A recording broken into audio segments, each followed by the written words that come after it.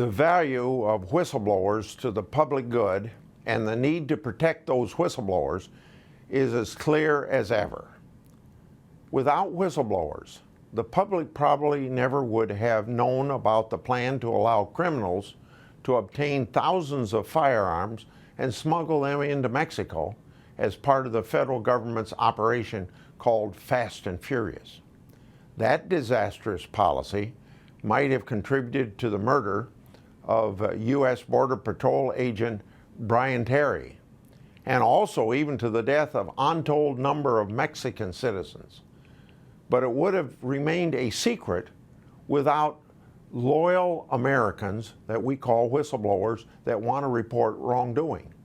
That's why Congressman Darrell Issa and I have asked the head of the Bureau of Alcohol, Tobacco, Firearms, and Explosives to clarify his recent warning to employees about reporting concerns outside their normal chain of command.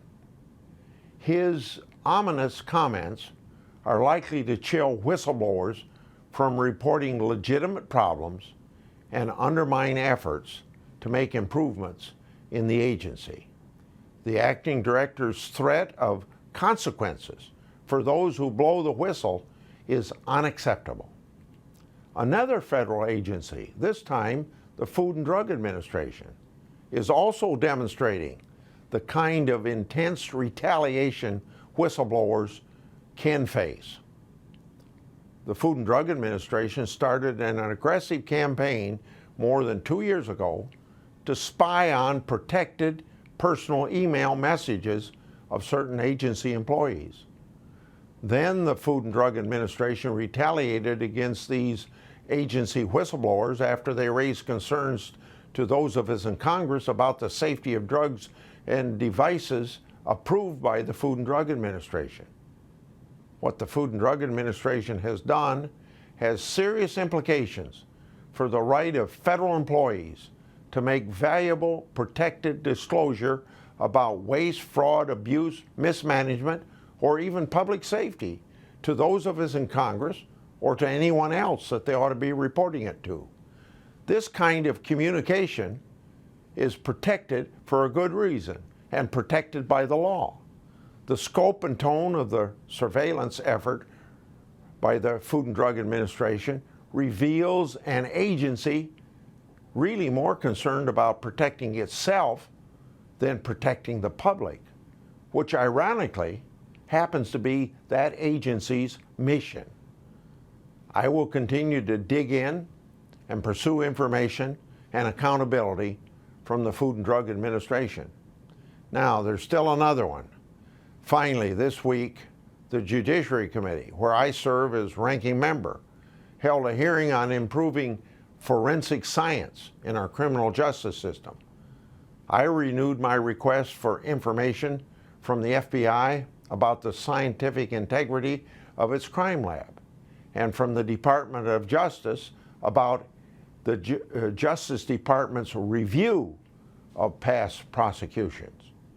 The Department of Justice is conducting an expansive review of criminal cases where defendants may have been wrongly convicted because of flawed forensic work in the FBI crime lab following investigative reporting by the Washington Post that indicated that sloppy and unreliable work may have led to the incarceration of hundreds of innocent people. This review needs to avoid mistakes made by a previous task force so that the forensic science system in this country is as good as it can be.